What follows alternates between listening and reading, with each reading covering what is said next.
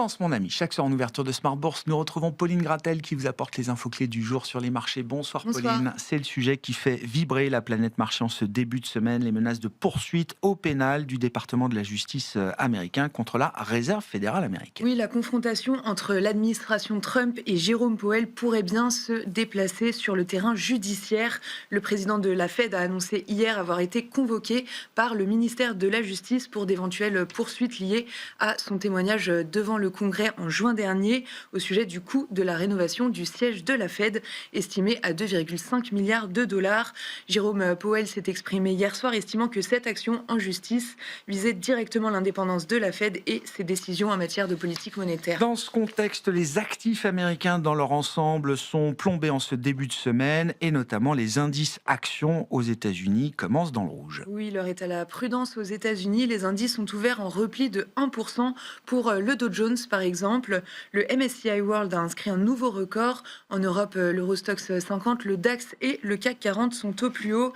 L'indice parisien est freiné par Capgemini qui cède 5% après une dégradation de Morgan Stanley, mais se stabilise sur ses records autour de 8380 points. Et puis je le disais, il n'y a pas que les actions américaines qui sont affectées. Le dollar et les obligations souveraines d'État américaines sont également pénalisées. Oui, une nouvelle fois, l'inquiétude des investisseurs vis-à-vis de l'indépendance de la Fed se traduit par une baisse du dollar avec un euro-dollar qui remonte en direction de 1,17. Sur les marchés obligataires, la partie longue de la courbe se tend de quelques points de base avec un 10 ans autour de 4,20%.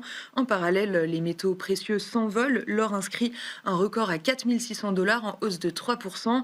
De son côté, l'argent bondit de 8% à 85 $.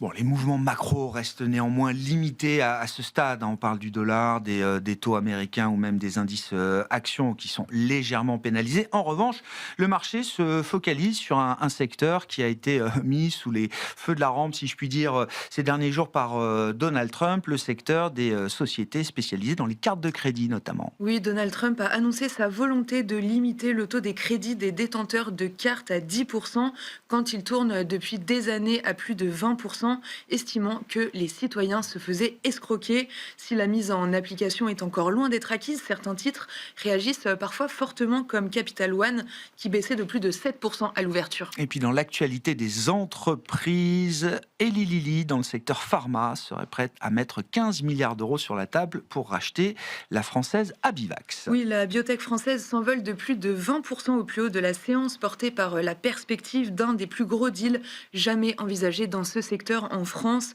La hausse s'est toutefois un peu dégonflée en fin de journée quand Bercy a précisé n'avoir reçu aucune demande d'autorisation d'investissement dans la biotech française. Ouais, une information concernant l'intérêt d'Eli Lilly sur Abivax qui est à mettre au crédit de nos confrères de la lettre aujourd'hui. Walmart s'apprête par ailleurs à entrer au Nasdaq. Oui, ça bouge du côté de l'indice américain. À partir du 20 janvier, Walmart remplacera le fabricant britannique de médicaments AstraZeneca au sein du Nasdaq 100. Le titre qui bondit de plus de 20% l'an dernier ouvre à nouveau en hausse de 2%. Quel sera le programme de demain sur les marchés, Pauline ? Côté macro, le rendez-vous de demain, ce sera la publication de l'inflation américaine pour le mois de décembre. Elle est attendue stable, en hausse de 0,3% sur un mois et de 2,7% sur un an. Demain sonnera aussi le top départ de la saison des résultats. On attend ceux de JP Morgan et Delta Airlines pour le 4e trimestre. Tendance, mon ami. Chaque soir en ouverture de Smart Bourse, Pauline Gratel est avec nous et vous apporte les infos clés du jour sur les marchés.